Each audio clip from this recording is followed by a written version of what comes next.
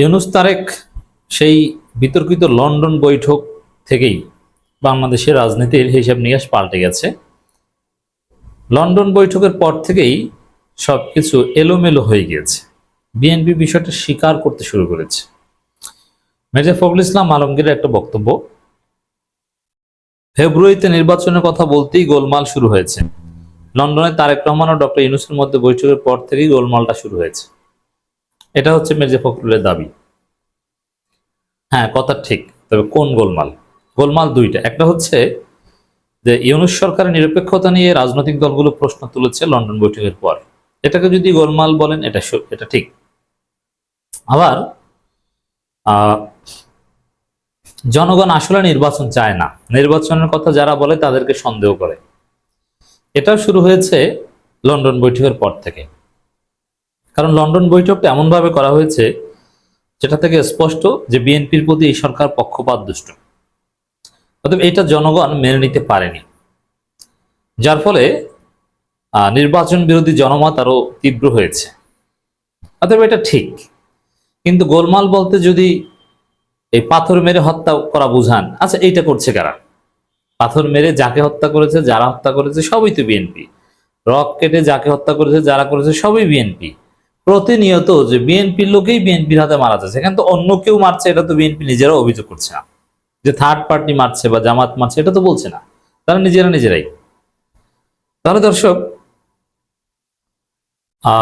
চাঁদাবাজি এবং চাঁদাবাজির ভাগ বাটোয়ারা নিয়ে যে গ্যাঞ্জাম গোলমাল, এটা তো নির্বাচন হলে আরো বাড়বে। অথবা এটা হচ্ছে বিএনপির বিষয়। কিন্তু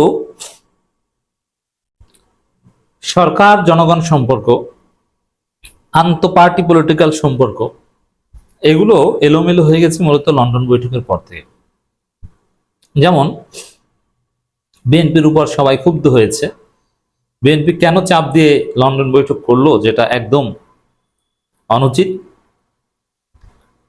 আর বিএনপি তো চাইবে, ইউনূস বা কেন করলো, রাজি হলো। এরপরে ধরে নিয়েছে যে বিএনপিকে কারচুপি করে ক্ষমতায় এনে দেওয়া হবে, তো স্বাভাবিকভাবে জনগণ কারচুপির বিরুদ্ধে রুখে দাঁড়াবে, এটাই বাস্তবতা, সেটাই হয়েছে। তো এখন মির্জা ফখরুল এসব কথা বললে তো লাভ নাই। আপনারা কেন, এটা তো এই প্রশ্নের উত্তর কি দিবে? লন্ডন বৈঠকে তারেক এবং ইউনূস জয়েন্ট স্টেটমেন্ট দিয়ে নির্বাচনের তারিখ ঘোষণা করছে, এটা কোনো কথা? দল ঐক্যমত কমিশন, দেশের অন্যান্য কোনো পার্টি নাই, তারা কারা? তাদেরকে ছোট করা হলো না? এটা কি তারা মানবে? মানবে না। এই জন্য লন্ডন বৈঠকের কিছুই আমরা হতে দিব না, এটা ক্লিয়ার কথা।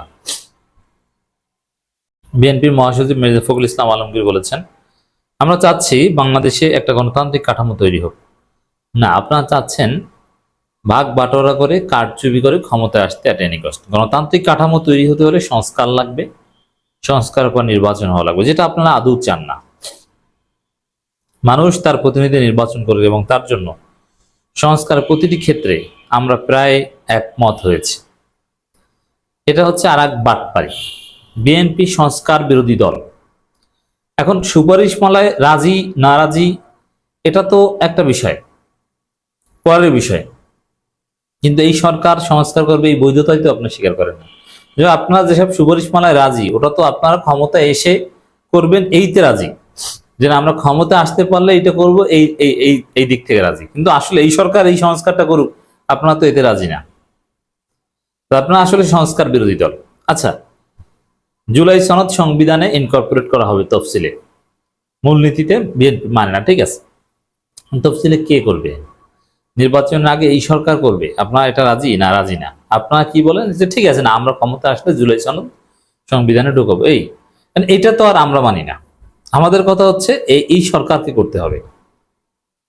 অতএব বিএনপি সংস্কারের প্রায় সব প্রস্তাবে রাজি।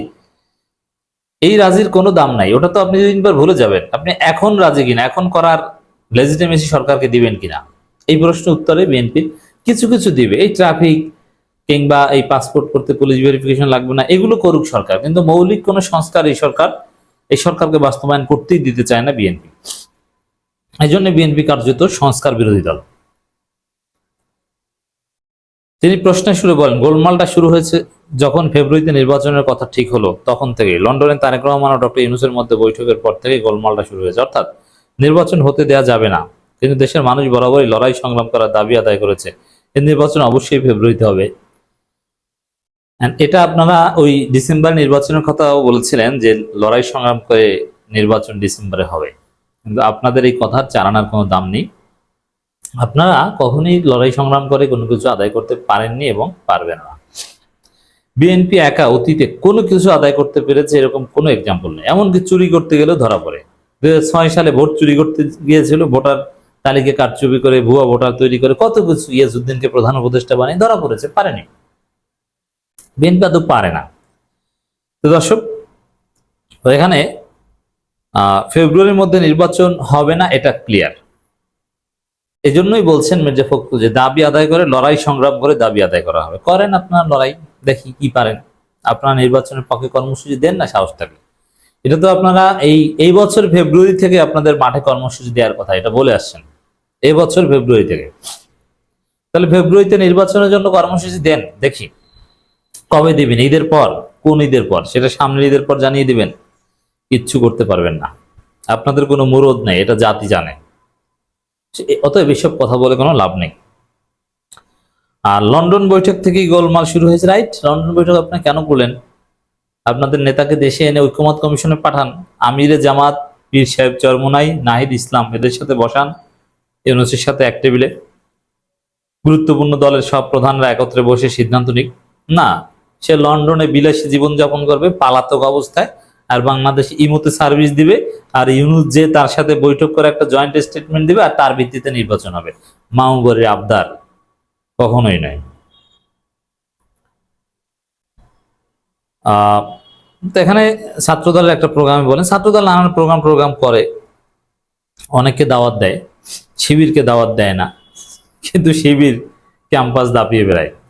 মির্জা ফখরুলদের উপস্থিতিতে ছাত্রদলের সন্ত্রাসীরা সন্ত্রাসী হুমকি দিচ্ছে বাংলাদেশে, যে আমাদের যে ভাষায় জবাব দেওয়া দরকার সেই করবো, এই করব সেই করব, নানান অযাচিত ভাষায় বক্তব্য দিচ্ছে।